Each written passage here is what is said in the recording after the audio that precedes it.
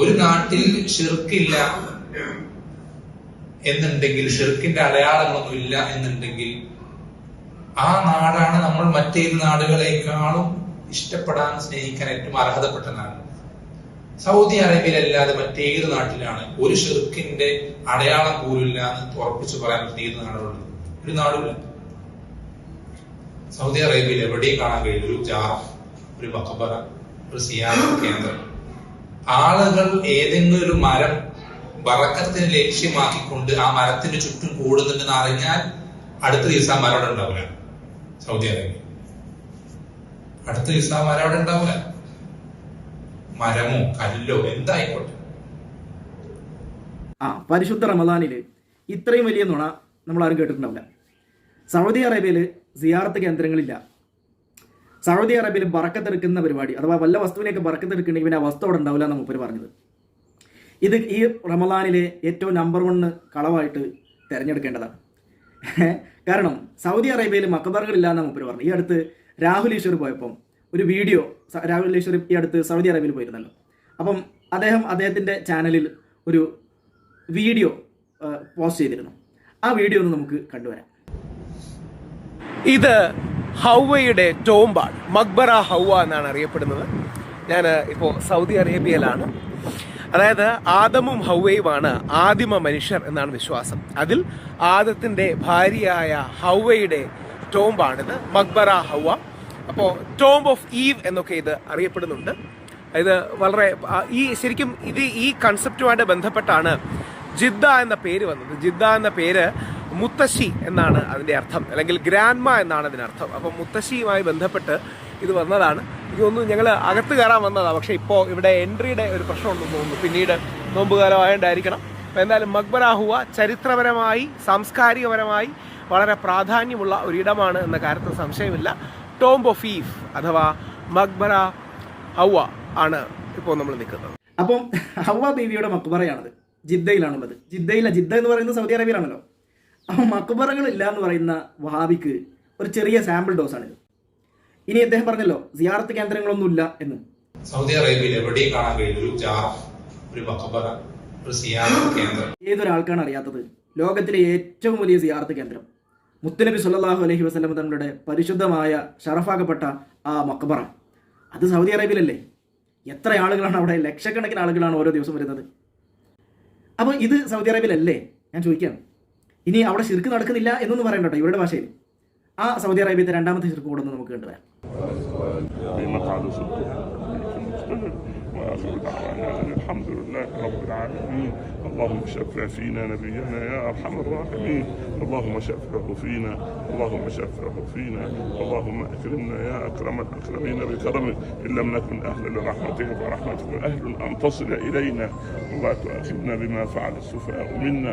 اجعل خير أعمالنا خواتيمها وخير أيامنا يوم أن نلقاك. اللهم فك كرب كل مكروه، واشف كل مريض، واهد كل ضال، وتب على كل عاصي، وارحم كل ميت، واختم لنا منك بخاتم للسعادة أجمعين. وصلى الله على سيدنا محمد وعلى آله وصحبه وسلم يا رب تسليما كثيرا.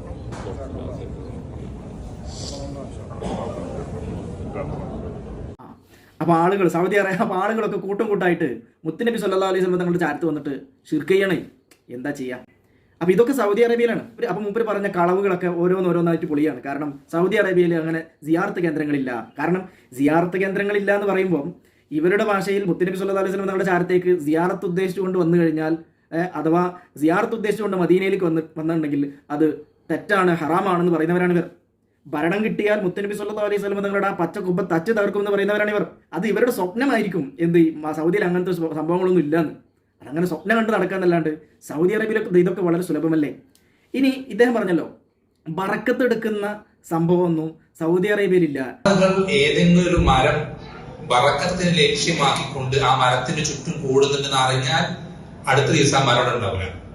Saudi Arabia അടുത്ത ദിവസം ആ മരം അവിടെ ഉണ്ടാവില്ല. മരമോ കല്ലോ എന്തായിക്കോട്ടെ എന്നാണ് അടുത്ത കളവ് പൊട്ടിച്ചിട്ടുള്ളത്. എന്നാൽ ഞാൻ നിങ്ങൾക്കൊരു രംഗം കാണിച്ചു തരാം. എല്ലാ ആളുകളും തിക്കും തിരക്കും കൂട്ടുകയാണ്. എന്തിനു വേണ്ടിയിട്ടാണ്? ഒരു കല്ലിൽ തൊട്ട് മുത്തി ബറക്കത്തെടുക്കാൻ വേണ്ടിയിട്ടാണ്. ആ ഒരു രംഗം കൂടെ നമുക്കൊന്ന് കാണാം.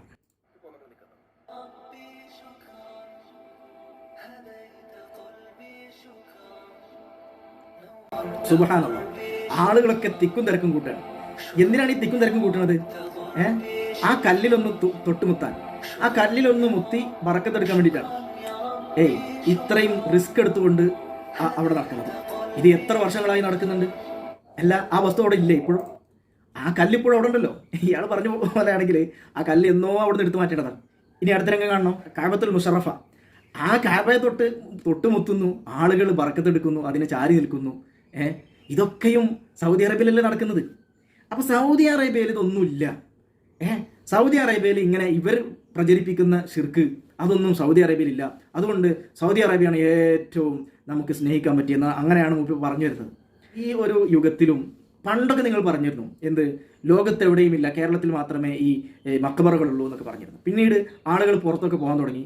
പിന്നെ ആളുകൾ ക്യാമറയും ഒക്കെ ഉപയോഗിക്കാൻ തുടങ്ങിയപ്പോൾ ഇതൊക്കെ പരസ്യമായി ലോകത്തിലുള്ള മക്ബറകളും ലോകത്ത് പല രാജ്യങ്ങളിൽ പല മക്ബറകളിലുള്ള നേർച്ചപ്പെട്ടികളും ഇങ്ങനെ തുടങ്ങിയ കേരളത്തിലുള്ളതുപോലെ തന്നെ ലോകത്തിൻ്റെ വിവിധ ഇനങ്ങളിലും നാനാ മുക്കുകളിലും ഇങ്ങനെയുള്ള സംഭവങ്ങളൊക്കെ ഉണ്ട് എന്ന് ആളുകൾ തിരിച്ചറിഞ്ഞപ്പോൾ പിന്നെ അത് വില പോയില്ല.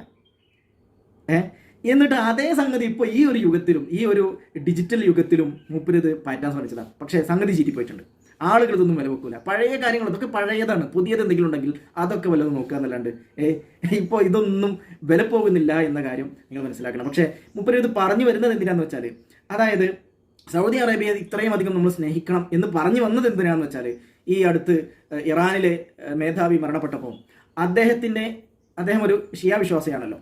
അപ്പോൾ അദ്ദേഹത്തിന് ഏതൊക്കെയോ വിവരമില്ലാത്ത ആളുകൾ, അദ്ദേഹം അറിവില്ലാത്തതിൻ്റെ പേരിൽ അവർ സ്റ്റാറ്റസ് വെച്ചു. അവർ ഷഹീദ് എന്നോ സലാം എന്നൊക്കെ പറഞ്ഞുകൊണ്ട് സ്റ്റാറ്റസ് വെച്ചു.